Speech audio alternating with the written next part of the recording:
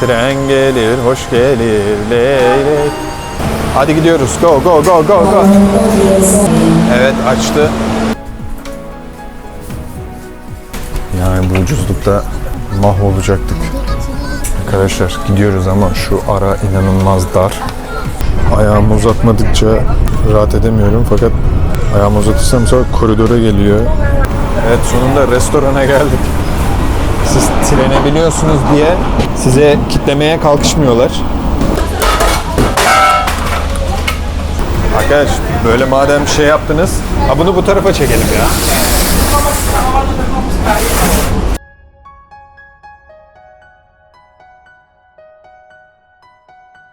Arkadaşlar bugün Bali'ye gidiyoruz.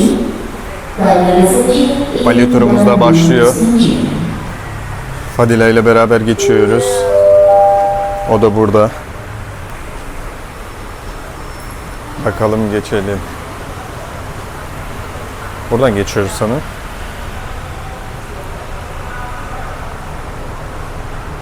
It's better we wait here because there is aircon here and outside is Yeah. Evet. Trenler bu şekilde herhalde. I smell durian too. Durian kokusu geliyor hala. Durian kokusu mu alıyorsun? Is it here? Or no? In here? Okay then.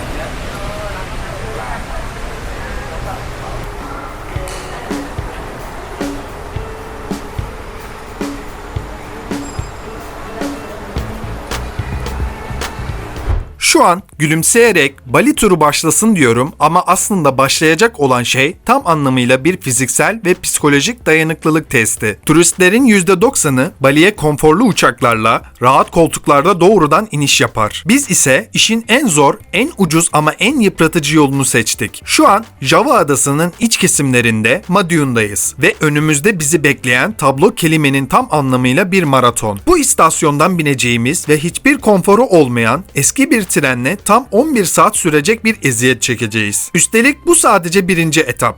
Trenden indiğimizde o yorgunlukla Java ile Bali arasındaki sulara açılıp gece yarısı feribot geçişi yapacak, adaya ayak bastıktan sonra da saatler sürecek bir otobüs yolculuğuyla Ubud'a ulaşmaya çalışacağız. Toplamda 16 saati aşacak, 3 farklı araç değiştireceğimiz ve konforun yanından bile geçmeyecek bu devasa yolculuğa başlıyoruz. Adadan adaya geçişin en zorlu haline tanık olacaksınız.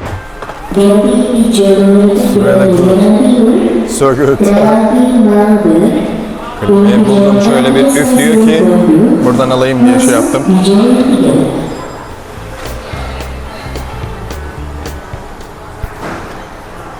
How do you feel? I'm so happy. Evet arkadaşlar, Bali turu başlasın. Bali'ye geçiyoruz. Trenle ilk olarak yaklaşık arkadaşlar 10,5 saatlik tren yolculuğumuz var. 10,5 saat. Ya bu tren nasıl gidiyor kim bilir, belki 50 kilometre hızla falan gidiyor yani ortalama. 11 hours. Yes. 11 hours. 11 saat dedi. 11 saat yani tamamlanacak herhalde. Saat 8'de varacağız oraya. Ondan sonra feribotla geçeceğiz. O da ayrı bir sıkıntı yani. Orada feribotlar falan sıkıntı. Çok fazla feribot kaza oluyor, ne bileyim çarpışıyorlar ya da su alıyor, batıyor falan. Ama sizin için ben yine de onu deneyeceğim. Ondan sonra otobüse bineceğiz, geçeceğiz. Sonra da oradan otele. Bayağı uzun bir yolculuk var. Bakalım. Hadi hep beraber görelim yolculuğu. Tren perona geliyormuş. Şimdi bakalım. Nereden bineceğiz?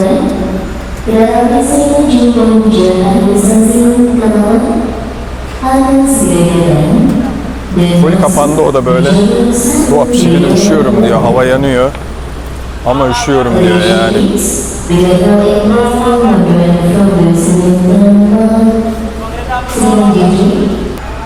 Evet. Peron 3. Peron 1. Peron 1. Arkadaşlar peron 1'den biniyormuşuz şuradan. Sadece tek bir noktadan alıyorlar tren. Her yerden kapı açılmıyor. Zaten bilet kontrolü yaptınız kardeşim. Daha da ne uğraşıyorsunuz? Evet. Karşıda gördüm. Umarım rahat gibi duruyor ama koltuklar. Umarım rahattır.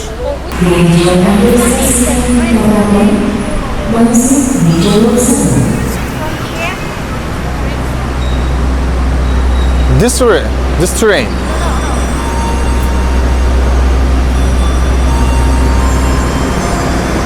Our train come from there.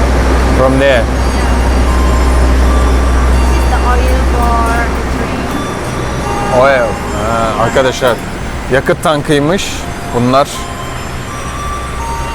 In there is a train industry. Train industry. Ha. Arkada da tren tamir istasyonu vesairesi var. Şurada yakıt tankları. Çok da fazla büyük değil ya. Yani uzun değil. Onu söyleyeyim. Are you ready? Oy. I'm ready. I will I'm not- sleep on the train. Ya. Çok yorucu bir yolculuk olacak. Zaten yorgunuz. Ama umarım uyuyabiliriz yani. Fadile dedi ki az önceki gördüğün trendeki koltuklardan değil. Bu ekonomi sınıfı gelen. Bu aşağıların en aşağısı. Bu neydi o? Esfeli safilin miydi? Yani o kadar kötü bir tren. Neye oturtacaklar bizi bilmiyorum. O yüzden çok kötü dedi. Umarım güzel bir koltuk çıkar. How is the seats? Seats of train. Seat. The seat not too comfortable. Oh my We god. have to sit on like this. Really? That's why I Çok put the kötü. other seat for. Çok kötü. Çok kötü. Fadile gitmiş. 3 tane koltuk vardı böyle. Üçünü birden almış ki rahat rahat oturalım diye. Evet, tren geliyor.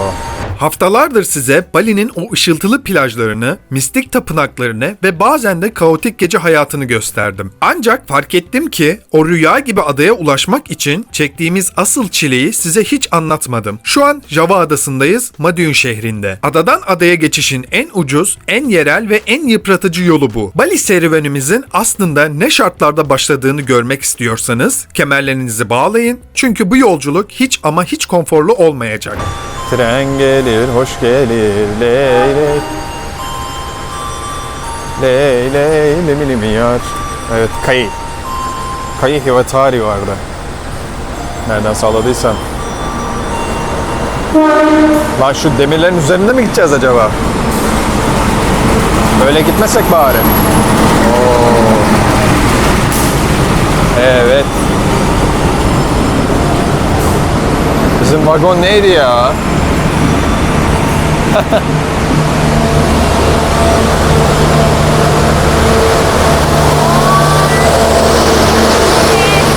Restaurant. Aa. Bir şeyler gördüm. Restoran. Aa, koltuklar birleşik. Right. Ha tamam, bu iyi ya. Yani ayrı ayrı olsaydı daha şey. Hiç yoktan uzanıp yatabiliriz arkadaşlar. Hadi gidiyoruz. Go go go go go. Evet, açtı. İnenlere öncelik tanıyor. Please give priority to the landing passengers. Hadi la önden. Lan bu hareket ediyor. Oh my gosh.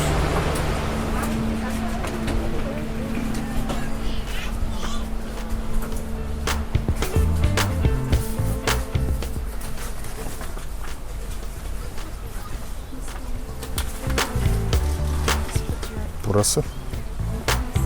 Allah, bu bayağı ekonomi oldu. Çok ekonomik oldu.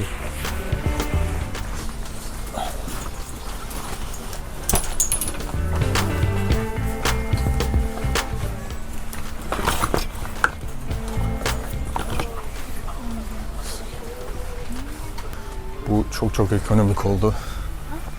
Fazla ekonomik. Bu kadar bünyem kaldırmaz. Yani bu ucuzlukta mahvolacaktık. Oha.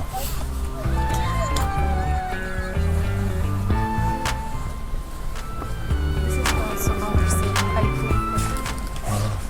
Şu Şu an bindiğimiz tren Endonezya Devlet Demiryolları PTKİ'nin ekonomi sınıfı. Endonezya'da trenler genel olarak 3 sınıfa ayrılır. Executive, Business ve Ekonomi. Executive sınıfında geniş yatan koltuklar varken bizim şu an mahkum olduğumuz bu en düşük sınıfta klima varla yok arası çalışır ve en kötüsü de koltuk dizilimidir. 3'e 2 şeklinde, yani bir tarafta 3 kişi, diğer tarafta 2 kişinin sırt sırta veya yüz yüze dizleri birbirine değecek 90 derecelik dik bir açıyla oturduğu bu tahta gibi koltuklar uzun yolculuklar için tam bir bel kırıcıdır. Koltukları 1 santim bile geriye yatırma şansımız yoktur. Üstelik Endonezya Demiryolları son yıllarda bilet fiyatlarını yerel halk için sabit tutabilmek adına bu ekonomi vagonlarına kapasitenin üzerinde yolcu biletleme yapıyor. Madiun'dan Bali'ye geçeceğimiz liman şehri Banyuwangi'ye olan bu 11 saatlik yolculuğun sadece 90.000 rupi, yani yaklaşık 6 dolar olması bu çilenin tek tesellisi, ama bedelini fiziksel olarak çok ağır ödüyoruz.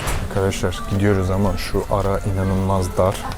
Şu ara yani şu an ayaklarımız iç içe milletle ve bu nasıl gidecek? Lan Hindistan'da gitseydim bu kadar olurdu herhalde. Burası gerçekten çok kötü.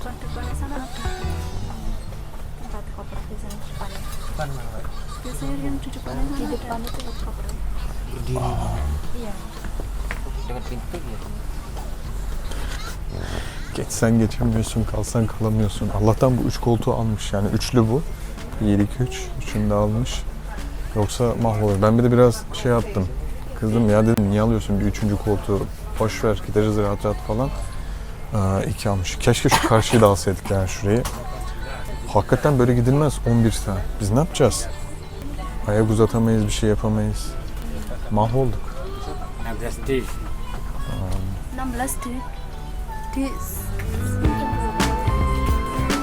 I will do like that and then we will turn again, right? Oh my gosh.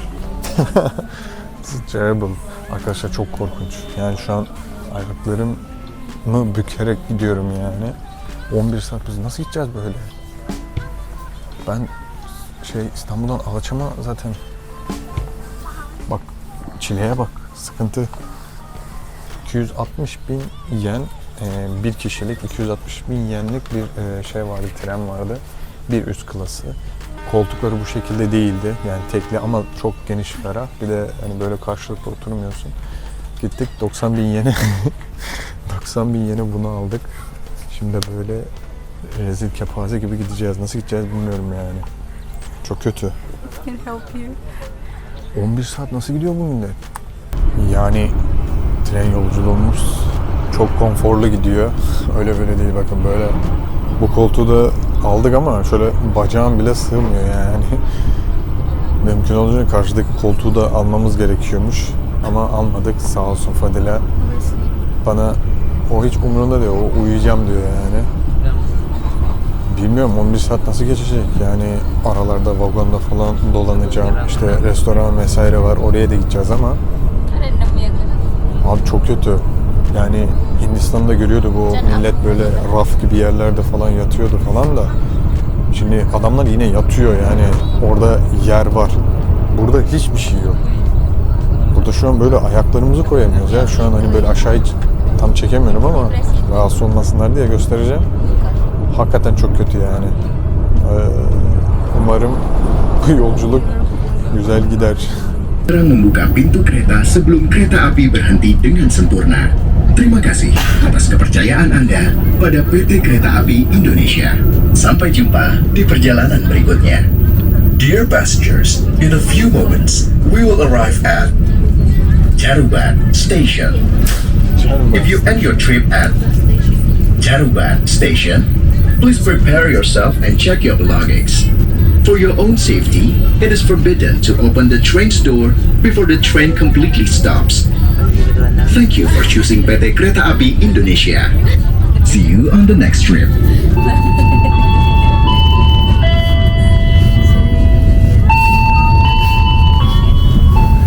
Şu an geçtiğimiz Java Adası, dünyada nüfus yoğunluğunun en fazla olduğu ada. Sadece bu ada üzerinde 150 milyondan fazla insan yaşıyor. Trenimiz Doğu Java'nın uçsuz bucaksız pirinç tarlaları, aktif volkanların etekleri ve küçük kasabaları arasından süzülerek adanın en doğu ucuna Banyuwangi'ye doğru ilerliyor. Bu hat üzerinde hızlı tren altyapısı olmadığı için ortalama hızımız saatte 50-60 kilometreyi geçmiyor. Ayrıca Endonezya coğrafyasında özellikle muson mevsimlerinde bu hatlar sık sık toprak kayması, sel ve raylara ağaç devrilmesi nedeniyle saatlerce durdurulabiliyor. Şu anki en büyük şansımız trenin yavaş ama sorunsuz bir şekilde ilerlemesi. Ancak bedenimizdeki o sıkışmışlık hissi ve karşımızdaki tanımadığımız insanlarla saatlerce diz dize gitme zorunluluğu zaman geçtikçe ciddi bir psikolojik teste dönüşüyor. Arkadaşlar bu şekilde ayağımı uzatmadıkça rahat edemiyorum, fakat ayağımı uzatırsam sonra koridora geliyor. Bu güvenlik görevlisi falan vesairedir. İnsanlar geçiyor. Ayrı bir rahatsızlık. Hakikaten yani ben böyle bir şey olacağını bilmiyordum. Nasıl yapacağız bilmiyorum. Bu yolculuk nasıl geçer? Hakikaten şu an korktum. Öyle bir gidiyoruz ki yani dışarıda mıyız, içeride miyiz belli değil. Bak şu kapıyı açtım. Buyurun.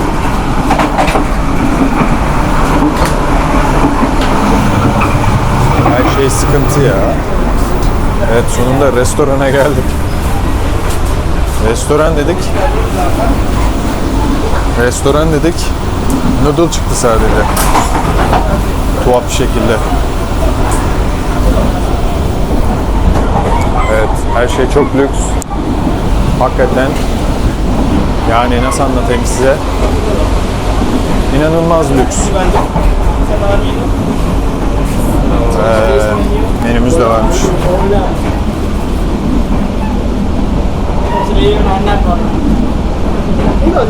What you want? Menülerde yine burada da uygun arkadaşlar. Yani siz trene biniyorsunuz diye size kitlemeye kalkışmıyorlar. Ya dışarıda fiyat neyse burada da o. Ama menü ölmüş yani, şuna bak. Böyle bir menü mü olur? What you want? I want rice, of course. Nasi gorengnya pedes gak, Mas? Nasi gorengnya mohon maaf semua Kak. Yang nasinya juga nasi rendang Padang. Only this available. This traditional available. food in Indonesia. Ah, nice. Then we can try it. Apa? Pedes gak? Mungkin yang pedes hanya kenang baladonya. Pedes ya? Nggak pedes, terpisah sambalnya. Oh iya, ada sambalnya juga tapi terpisah kok. Kalau yang berkuah ada cuanki. Ininya nggak ada ayam. Habis semua. Habis nggak? Bukannya nggak ada tadi, soalnya udah ke bawahnya Only this. terbatas. It's only this for rest. Okay, it's okay. Şöyle buzluktan çıkardılar arkadaşlar. Dondurulmuş gıdayı atıyorlar fırına, ısıtıyorlar, veriyorlar. Yani yeni pişmiş falan yok. Öyle bir şey yok, mümkün değil. Burası tren. Bu da 44.000 Endonezya rupisi. Toplamda da 88.000 yapıyor. O da arkadaşlar 227 liraya denk geldi. Yani şu menüyü 227 liraya alıyoruz.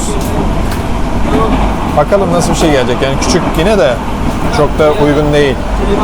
Yani beni doyuracağını düşünmüyorum. Bu izlediğiniz yer Endonezya trenlerinin meşhur Reska adındaki yemek vagonu. Uzun yolculuklarda hayat kurtarıcı gibi görünse de ekonomi sınıfı trenlerde taze ve sıcak yemek bulmak neredeyse imkansızdır. Birkaç yıl öncesine kadar her durakta trene atlayan yerel satıcılar pencerelerden inanılmaz ucuz ve sıcak yerel yemekler satardı. Ancak PTK'yı bu durumu güvenlik ve hijyen gerekçesiyle yasakladı. Tüm yemek işini kendi tekeline aldı. Şu an mecburen yediğimiz şey merkezi mutfaklarda hazırlanıp dondurulmuş, trenin mikrodalgalarında ısıtılan rendang veya nasi goreng paketleri. Porsiyonlar Endonezya standartlarına göre bile çok küçük. Lezzet olarak dışarıdaki sokak lezzetlerinin uzağında ve fiyatı yerel halk için oldukça pahalı. Ama tren hareket halindeyken bu vagonlarda oturup zaman geçirmek, o daracık koltuklardan kaçmak ve biraz olsun nefes almak isteyen bizim gibi yolcuların sığınabileceği tek nokta burası. Masalarımız Buralarda yiyoruz. Koltuk da yok. Kız şuraya şeye oturmuş ama. Yani gördüğünüz gibi restoran dedik geldik. Tek bir menü var. Bir de şunlar var. Bunların dışında da başka bir şey yok. Evet, kaptık yerimizi. Duduk di situ aja, Bang. Gimana tak bisa berdua? Ya.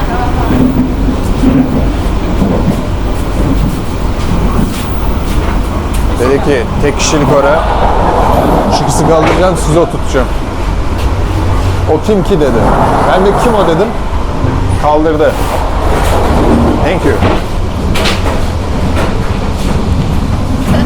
Koltuğumuz çok rahat. Ablalar geliyor dedik yol verelim. Ama hiç oralı değiller.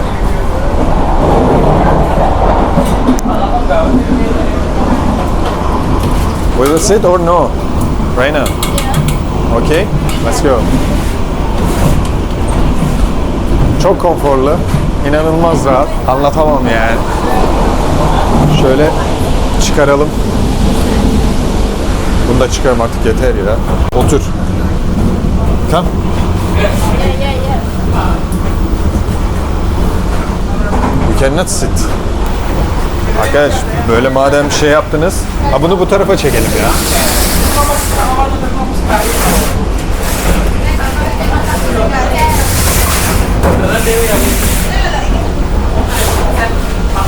Come.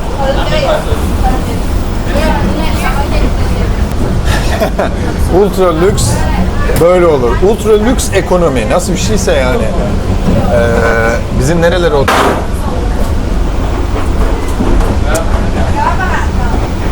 It's okay. Bir şeyler düştü şurada da ona bakıyoruz. Yani ultra lüks konforlu. Hakikaten anlam veremedim yani manzaramız da güzel ama olsun. Olsun buna da razıyız. Şöyle güzel manzara eşliğinde gidiyoruz. Yemeğimizi yiyoruz. Daha ne istiyorsun ya? Down here, you can see the Yeah, but they cannot pass here. What we gonna do? We always... Let's go there.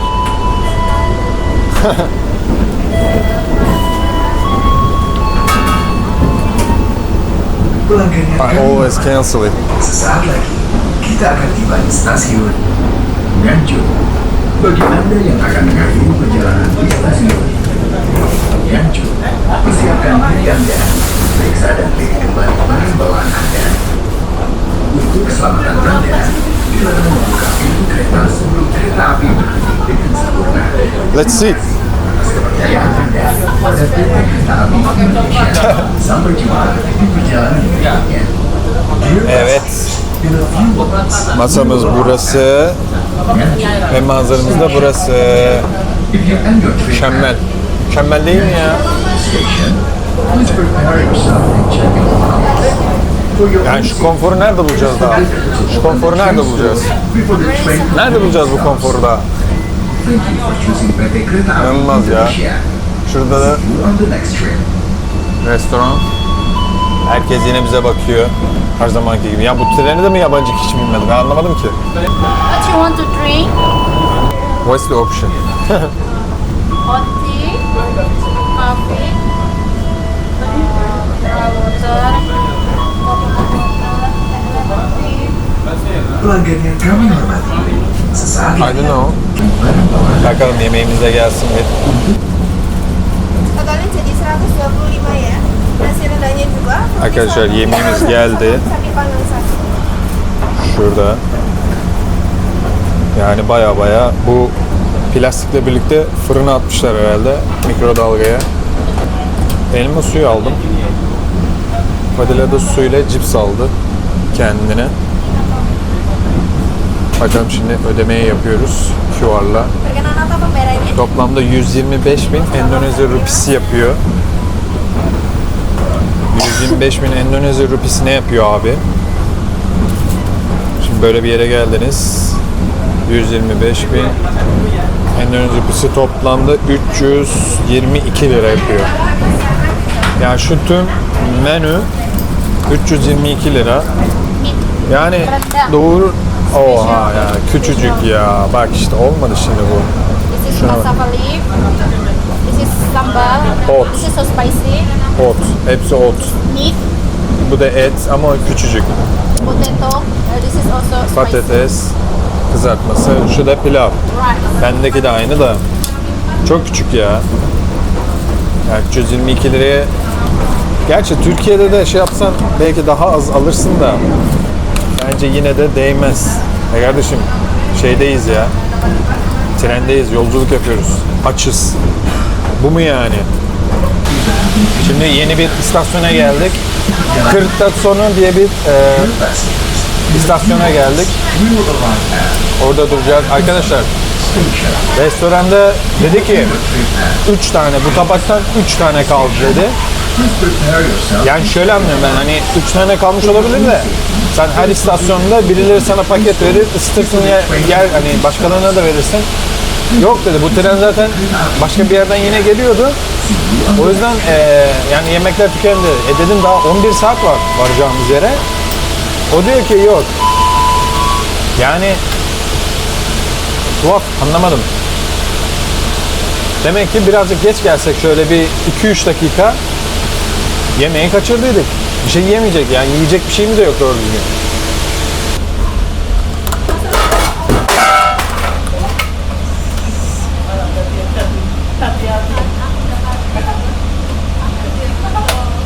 Is there any problem?